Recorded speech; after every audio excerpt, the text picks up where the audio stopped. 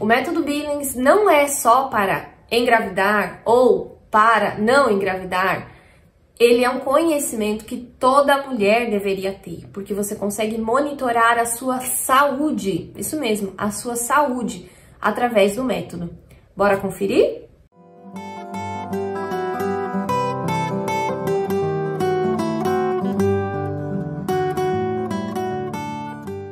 Olá, olá, olá! Como vocês estão? Eu sou a Franciele Stefani, instrutora do método de ovulação Billings, brasileira vivendo em Portugal, essa terra aqui maravilhosa, abençoada. Que, aliás, né, onde viemos? Então, estou praticamente em casa. Mas vamos lá, vamos lá. O método Billings, ele serve para você monitorar a sua saúde reprodutiva, a sua saúde como um todo. Por quê? Porque por mais que queiram aí dizer que a fertilidade da mulher é igual a lâmpada que você pode ligar e desligar a hora que quiser, não é bem assim, né? Já fiz um outro vídeo falando sobre isso, que eu vou deixar aqui em cima, inclusive. Mas o método Billings serve para você monitorar a sua saúde, saber como você está, porque a sua fertilidade ela faz parte de quem você é. Os seus hormônios, eles regulam, não é só a função de engravidar ou não, regulam tudo, regulam o seu humor, a sua disposição, a sua libido, a sua criatividade, a sua... Enfim, não é só para engravidar, não é só para isso. Então, por isso que é tão grave desligar o ciclo com uma pílula, por exemplo, e achar que isso não vai trazer consequências, porque traz. Nós não conseguimos, não é como se a gente pudesse tirar um pedaço nosso e não fazer falta. Então faz falta sim. Então o que eu quero ensinar hoje é como que você pode ajudar, como é que você pode monitorar a sua saúde, tá? Então vamos lá. Primeira coisa, nós sabemos que nós temos algumas fases, né? Nós somos mulheres de fases, né? Igual a lua, nós somos mulheres de fases. Então nós temos algumas fases, né, identificáveis no ciclo menstrual. Quais são? Primeira, a menstruação, né? O ciclo inicia com a menstruação, então a primeira fase na menstruação, que é quando então a mulher não engravidou, o sangramento acontece. Então ela sabe que tem um sangramento ali, então ela sabe que ela não engravidou. Depois do sangramento, então o sangramento é o início do ciclo, né? A menstruação é o começo de um ciclo novo, que o corpo entendeu, pronto, naquele ciclo anterior não houve gravidez, não houve bebê ali, vamos tentar novamente. Então, toda a função do cérebro com os ovários desliga, né? E liga de novo. Então, vai tentar novamente. Depois da menstruação é onde geralmente tem alguns dias ali de infertilidade. Isso não tô falando numa mulher fértil, ali uma mulher na idade fértil, que não usa pílula, que não está amamentando. Então, né, a grande maioria, vamos dizer assim. Depois da menstruação vai ter esses dias aí, poucos dias ou dia nenhum, de infertilidade, que eu ensino, né, para os meus usuários identificar esse PBI, esse padrão infértil que acontece sempre antes da ovulação. Então, ela é uma fase pré-ovulatória. Então, antes da ovulação, antes do período fértil, vai ter alguns dias de infertilidade ou não. Tem mulher que tem ciclos curtos que ela não tem essa fase de PBI. O que é importante a mulher observar? Primeiro, se o sangramento está sendo um sangramento um vermelho vivo, uma cor sem... um vermelho bonito ali, vamos dizer assim. O que não pode ter? Não pode ter ser um sangramento muito escuro. Ela não pode ter dores, aliás, dor nenhuma na menstruação, porque dor significa que alguma coisa errada está. Então, ela sentir muitas dores, muitas cólicas, aquelas cólicas incapacitantes que ela não consegue levantar da cama, isso não é normal. Ah, eu tenho muita cólica, mas é umas cólicas assim fortes, eu tomo remédio e pronto, consigo viver. Também é um sinal de alerta, porque não era nem para precisar tomar remédio. Um leve desconforto ali, tudo bem, mas dor, uma dor assim que você... Todo mês você tem aquelas dores ali fortes, precisa buscar alguma ajuda médica, porque alguma coisa não está certa. Não é normal sentir dor, pra nada. Então a dor é um aviso do corpo. Muitos dias daquela borra, a gente chama de borra, né? Ou borrão, ou manchas. Muitos dias antes do sangramento e muitos dias depois do sangramento. Também é um sinal de alerta, é sinal de algum desajuste hormonal aí. Então, ali até 2 dias no máximo, tanto antes quanto depois, ainda é de certa forma aceitável. Desde que a mulher não tenha nenhum outro sintoma, não tem nada de errado, não tem dor, não tem o restante do ciclo tá funcionando bem, até então não é para se preocupar. Mas se soma-se com outros fatores, com outras coisas que eu vou falar já mais pra frente, é um sinal de alerta, é um sinal de que a mulher precisa sim procurar alguma ajuda médica. Menstruação é isso que a gente observa, né? Quais são esses sinais aí de que tá tudo bem, né? Ou que alguma coisa não está muito bem. Depois desse período de infertilidade, esse PBI, que é o único que eu não tenho muito para falar dele sobre a saúde, porque pode ser que ele nem apareça, esse período de infertilidade. Mas, uma vez que a mulher identifica que o PBI dela mudou, ou que ela saiu da menstruação, ela já tá com indícios de fertilidade, então esse é um outro fator que a gente observa saber se a mulher está saudável ou não. O que são isso? Sinais de fertilidade mesmo. Então, por exemplo, depois ali da menstruação, ficar ali alguns dias, 3, 4, 5 dias ali, num padrão, por exemplo, de secura, dela não sentir nada. E aí, bem um belo dia, ela começa a perceber que ela está um pouco mais molhada, vai ficando um pouco mais escorregadia, né? Conforme vai passando os dias ali, o muco vai mudando, ela fica lubrificada. Isso são sinais de fertilidade, sinais de que tem produção hormonal, que está tendo elevação hormonal ali e que a cervix está produzindo muco cervical. Então isso é muito bom, é um sinal de que olha, já tá tudo bem. Então tem essa mudança. Por que é um indício de que tá tudo bem? Por exemplo, uma usuária, um tempo atrás, me procurou porque ela já, uns mais de 6 meses, ela não queria engravidar, não engravidava. Quando eu ensinei pra ela tudo, né, tudo que eu ensino aqui, eu ensinei pra ela se observar, no primeiro gráfico de anotação dela, no primeiro ciclo ali, tinha os sangramentos regulares de um mês pro outro, bonitinho, só que ela não tinha nenhum sinal de fertilidade, ela passava o mês inteirinho do mesmo jeito, não apresentava nenhuma mudança. 2 meses seguidos com essa situação, né, e eu conversando, explicando, perguntando pra ela se ela não sentiu nada assim, assado, nem quando passava o papel higiênico ou se higienizar, nada, ela não tinha nenhum sinal de fertilidade. Ou seja, né, ali no segundo mês já observando, eu já falei pra ela, olha, vai procurar ajuda médica. Por quê? Porque isso não é normal, né? A mulher que quer engravidar, ela precisa ovular. Se ela não está tendo nenhum sinal de fertilidade, é porque não está tendo elevação hormonal ou a cervix não está produzindo o muco cervical que precisa produzir. Então, quanto antes ela procurar ajuda, melhor. Então, já com 2, né, no segundo mês já foi possível ela já saber que ela precisava procurar ajuda médica. E isso é o que a gente ajuda a mulher a identificar. Qual outro sinal? Identificar o ápice, né? O ápice que a gente fala tanto desse ápice aqui, é o sintoma que nos diz que a ovulação aconteceu. Então, se a mulher percebe uma evolução nas sensações dia a dia, ela percebe que um dia ela ficou úmida, no outro dia ela ficou molhada, e foi progredindo essa sensação, até chegar na sensação de escorregadia, que é o lubrificada, essa bem escorregadia ali, parecendo que tem um óleo, né? Há quem compare até com a baba do quiabo, para vocês terem ideia. Então, chegou nessa sensação de escorregadia, e aí no dia seguinte, né, ela teve ali um dia de escorregadia, no outro dia, essa sensação de escorregadia sumiu. Ela ficou ali seca, ou no máximo úmida. É o que a gente precisa, né? São os 3 pilares que nós precisamos para marcar um ápice ali. Marcou um ápice, pronto, isso é sinal de que a ovulação aconteceu naquele dia, ou vai acontecer nas próximas 48 horas. E isso é um sinal de saúde. Por quê? A nossa fertilidade é muito frágil. Eu falo isso também muito, também tem outro vídeo aqui falando sobre isso. Por quê? Qualquer coisa que altere, qualquer mudança muito drástica, assim, na rotina, na nossa alimentação, no sono, enfim, qualquer coisa que pode abalar esse sistema aí de mudanças, de elevações, sobe hormônio, desce hormônio, essa ligação que tem do cérebro com o ovário, vitaminas faltantes, intestino ruim, porque o intestino tem uma ligação direta com a nossa fertilidade. Então, tudo isso pode alterar e pode influenciar na ovulação. Então, o casal que tá aí, né? Quantos casais querendo engravidar e não conseguem?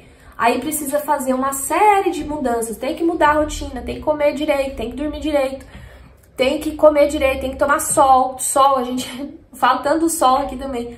Eu tenho que tomar vitamina D, e olha que eu vou muito ao sol, e ainda assim eu tenho deficiência de vitamina D. Não uso mais protetor solar, porque o protetor solar me prejudica muito mais, porque eu preciso do sol.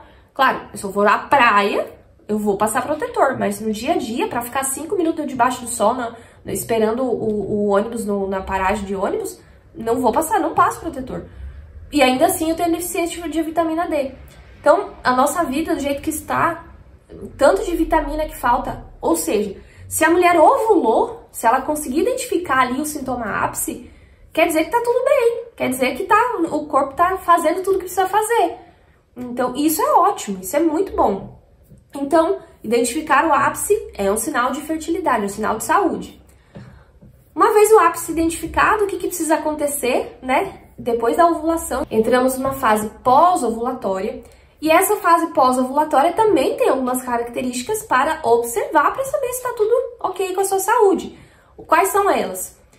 Uma vez que a ovulação aconteceu, o hormônio que mais age nessa segunda fase do ciclo é a progesterona. Tanto que a gente marca um ápice com um xizinho, né, no nosso gráfico. Um xizinho não quer dizer que é um X, né, de negativo, de nada disso. Quer dizer o quê? O estrógeno, ele subiu até o ponto máximo, até o ápice, não precisa mais de estrógeno, o corpo para a produção, né, então a produção do estrógeno cai e a produção da progesterona sobe. Então, por isso que a gente marca um xizinho ali no gráfico, que é identificando que esse ápice aconteceu, né, a progesterona subiu.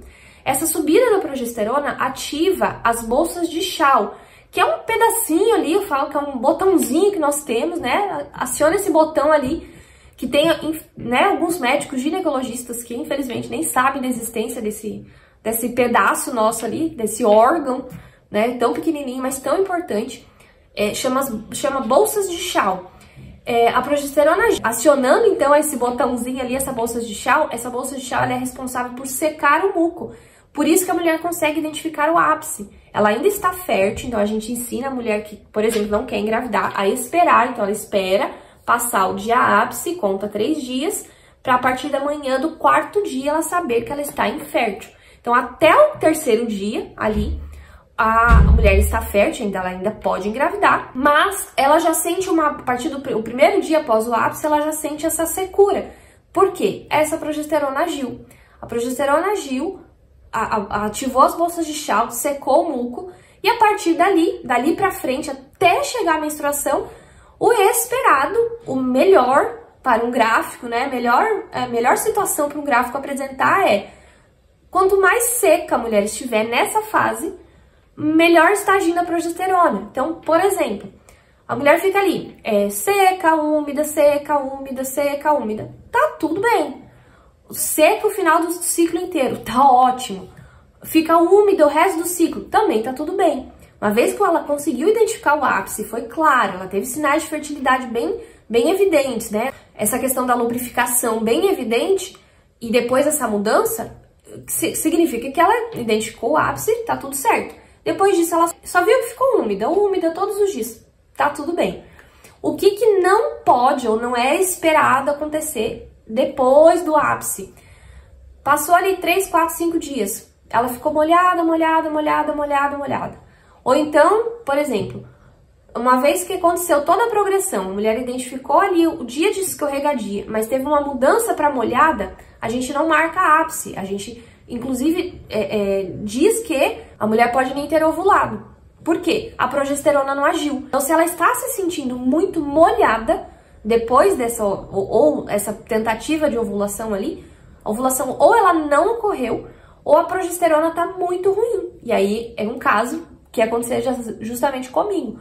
No tratamento que eu tenho feito, teve um período que eu acompanhei através de monitoramento de ultrassom para saber se eu tinha ovulado, e a médica identificou sim que eu ovulei. Mas após esse dia de máxima fertilidade que eu tive ali, os dias seguintes foram todos os dias que eu me senti muito molhada. O que aconteceu? A progesterona não agiu. E aí o exame de sangue confirmou isso, e uma semana depois eu tive um sangramento. Ou seja, a fase pós-ovulatória foi muito curta, que já é o próximo tópico que eu já vou explicar. E, além disso, eu fiquei muito molhada. Ou seja, não ativou as bolsas de Shaw. e eu não me senti seca, né? Então, o que significa isso? Que a progesterona estava muito baixa. Então, o sinal de saúde, quanto mais seca a mulher estiver após a ovulação, mais significa que a progesterona está agindo e tá tudo bem com esse período pós-ovulatório. Outra coisa, o tamanho da fase lútea, né, que eu comecei já a falar um pouquinho agora. A fase lútea, ela precisa ter de 11 a 16 dias depois da ovulação. Nos casos que, por exemplo, a mulher pode ovular até o segundo dia depois do ápice, a menstruação ela pode vir 18 dias depois do ápice. Então é o máximo, né? Depois disso, ou ela está grávida, ou algum outro problema mais sério, de um estresse muito agudo, ou alguma medicação específica que pode alterar pode atrasar a menstruação, no caso. Mas não é o comum, né? Se a mulher ovulou direitinho, não engravidou, de 11 a 16 dias depois ela vai menstruar. Se a menstruação vem antes, ali, com uma semana, como foi o meu caso, 8 dias, 9 dias, por exemplo, não é um sinal bom. Por quê? A gente fala que é uma fase lútea muito curta. E o que significa isso? Se, por exemplo, a mulher quiser engravidar, é muito difícil, porque se a progesterona não tá agindo ali, o útero não está preparado para receber aquele bebezinho, então ele pode nem conseguir se implantar ali, né? Então ela pode, né, não conseguir engravidar, ou se ela engravida, a gestação não progride, porque tem uma deficiência de progesterona. Então tem muitos casos, muitos mesmo, que a mulher precisa fazer reposição de progesterona nessa segunda fase do ciclo, para manter, então, uma gravidez, né? Para sustentar ali um bebezinho, se tiver, né? Se o casal engravidar. Se o casal quiser engravidar também. Então, é um sinal de saúde saber que essa fase lútea está satisfatória, ali de no mínimo 11 dias. Casos que aconteceram diferente. Pós-pílula, né? Tem uma usuária que ela começou as anotações, a partir de parar, né? Parou a pílula, começou as anotações. Já no segundo mês, já no segundo ciclo ali, ela já conseguiu identificar um ápice. 8 dias depois veio o sangramento, né? Ela menstruou. 3 ciclos seguidos aconteceu isso. E aí depois ela não me procurou mais, então eu também não sei nem o que aconteceu com ela. Mas o que ela já identificamos ali de cara? Olha, essa fase lútea está muito curta. E se isso não melhorar, né? É bom procurar um médico para ver se você está com alguma deficiência de progesterona. E olha o caso dela, né, específico. Ela, depois da ovulação, ela se sentia seca. Só que uma semana depois a menstruação vinha. Então isso não é um bom sinal, né? É uma fase lútea muito curta. Então ela precisa investigar. Como ela vinha de uso da pílula, ali ainda tem, a gente fala, né, pelo menos aí uns 3 meses de ajuste do corpo, ainda dentro do esperado, né? Muito mais que isso, é bom procurar ajuda. Uma mulher que está amamentando, também isso é possível acontecer. De ela identificar a ápice, e também é outra usuária, que essa continua comigo, né? Infelizmente ainda está acontecendo isso com ela, mas porque ela está amamentando. Ela identifica o ápice, uma semana, 10 dias depois, vem a menstruação. Então é uma fase lútea que ainda está curta, mas por quê? O corpo ainda está se ajeitando, né? Está se ajustando ainda. A fertilidade dela já retornou, só que não é um ciclo fértil, porque a fase lútea ela não chega a ter 11 dias, né? Ela tem menos do que isso. Então, outro sinal de alerta. Um outro sinal. Ciclos muito longos. O que pode acontecer? Numa SOP, por exemplo, né? O síndrome dos ovários policísticos. Tem casos que a mulher tem ciclos aí de 60 dias, 50 dias. O que acontece? Ela, depois da menstruação, ela fica ali por uma fase grande de infertilidade. Essa fase aqui, então, depois da menstruação, a fase de infertilidade antes da ovulação em si. Pode acontecer do corpo ter umas tentativas ali, uma certa subida hormonal, ou até algum sangramento, mas nela não identificar a ápice. Aí retorna para o PBI. Em algum momento o ciclo vai, né, a fertilidade vai concluir o processo e vai ovular. Mas o ciclo dela fica muito longo. Casos que para chamar atenção, uma mulher que não está amamentando, por exemplo, ela não pode ter um ciclo longo. Uma mulher que está amamentando e que não estava usando pílula, ela não pode ter um ciclo longo. O ciclo dela tem que ser no máximo de até 35 dias. Mais que isso, tem que ter uma explicação. O ciclo, ela precisa acontecer isso, ela precisa ovular, depois da ovulação ter essa fase lútea, menstruação. Se aconteceu tudo isso, ok. Se não aconteceu, tem que investigar, tem que saber o que está acontecendo. Por isso que, de novo, né, ajuda de uma instrutora para a mulher saber se ela está saudável, se ela não está, ou se ela, claro, né, se ela se observa, se ela anota no gráfico, ela sabe se ela está ovulando ou não. Depois disso, com essa informação em mãos, ela pode procurar um médico com mais propriedade. Olha, doutor, né, está acontecendo isso comigo, assim, assim, assim, eu me observo, eu faço o método Billings, eu me conheço o meu ciclo, mas eu já sei que tem alguma coisa desajustada aqui. Olha como é diferente eu ir já para o médico com uma informação e não esperar que o médico me diga como eu estou, né? Você tem isso. Claro, ele vai diagnosticar com base nas minhas informações. Então, quanto melhor for as minhas informações, melhor, mais acertado ainda vai ser o tratamento. Então, eu tenho que levar o problema. O médico vai me dar a solução do problema, certo? Vamos falar um pouquinho de TPM. Eu não estudei muito aprofundado isso, mas um resumo geral, né? O que acontece? A progesterona, ela é um calmante natural. Então, se depois da ovulação, ali na fase pós-ovulatória, o corpo tá esperando um bebezinho, né? Então, tá tudo girando em torno disso. Tá preparando o útero ali, o corpo, tudo pra chegada desse bebê. O que o corpo faz, né? Ele transforma, né? Nos dá essa calmaria. Então, nos dá esse calmante natural.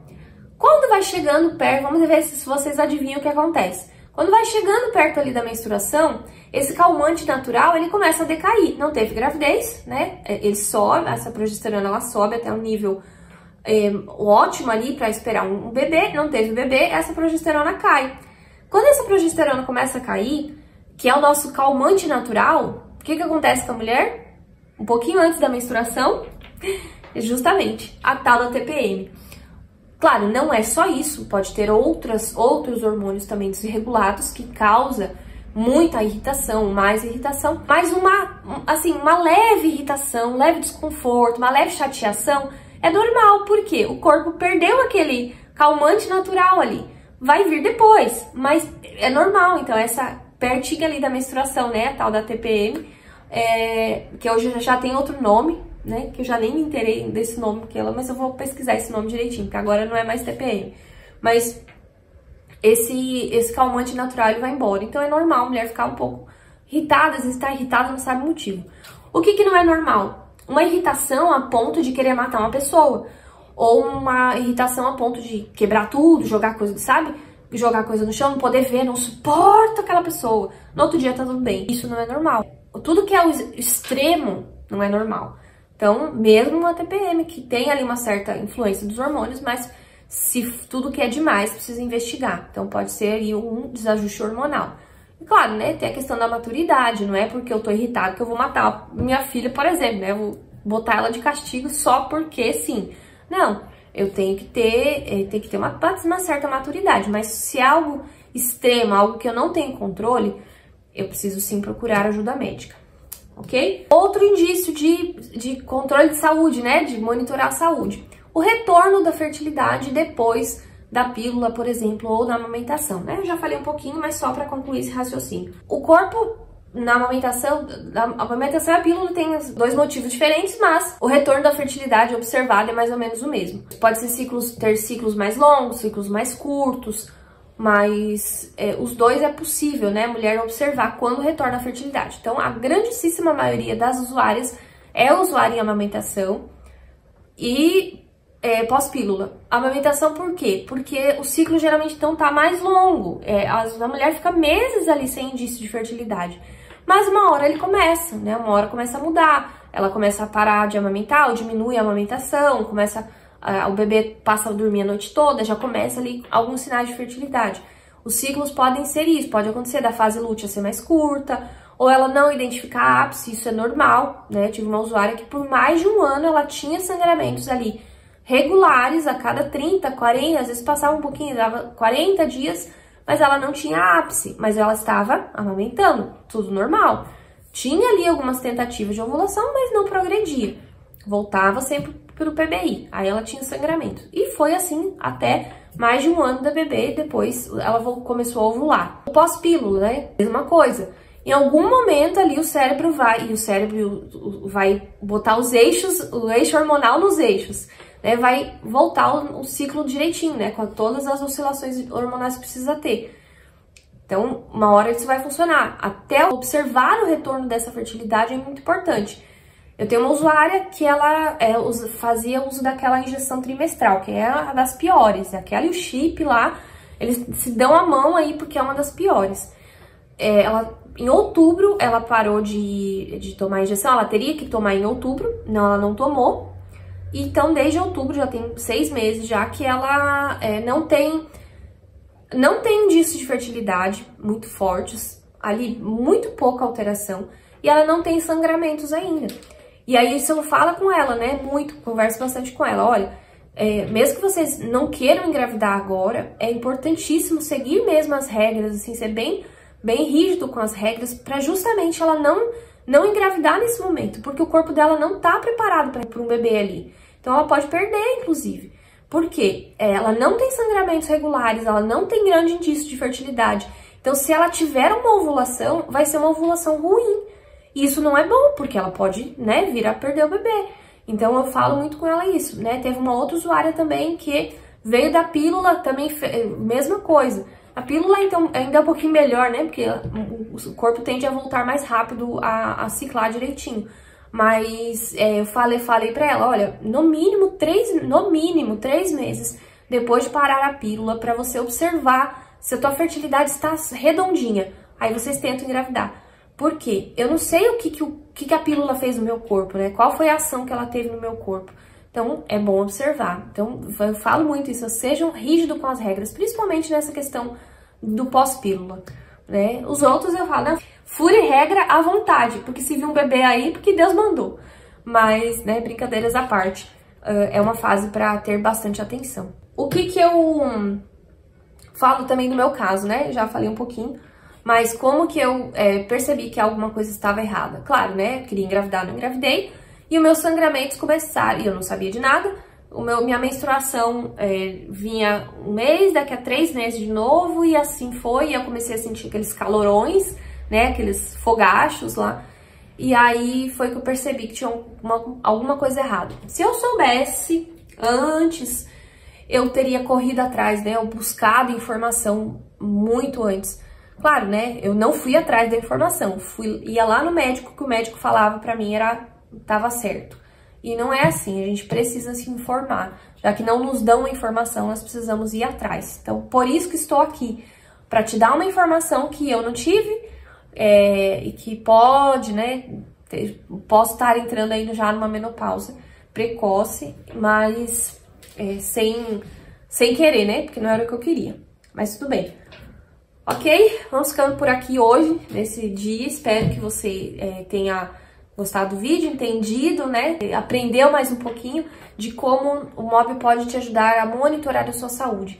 Então já sabe, né? Curte esse vídeo, comente, mande aí para suas amigas, mande para aquela pessoa que tá na dúvida se ela pode usar o método ou não. Então as solteiras aí, as mulheres que perto da menopausa, por exemplo, que querem saber como é que tá a saúde, ou então vai parar a pílula, como é que eu avalio se eu tô saudável ou não. Aprenda o método, é a melhor coisa, é um método que toda mulher deveria saber, pela utilidade dele, né, enfim, por nos conhecer, principalmente para ensinar a mulher a se conhecer, sabendo que é possível saber da sua fertilidade através do método Billings. Eu sou apaixonada, então já sabe o que fazer. Curte, comente, compartilha, não deixe de se inscrever, porque eu estou mobilizando vidas. Beijos, até a próxima!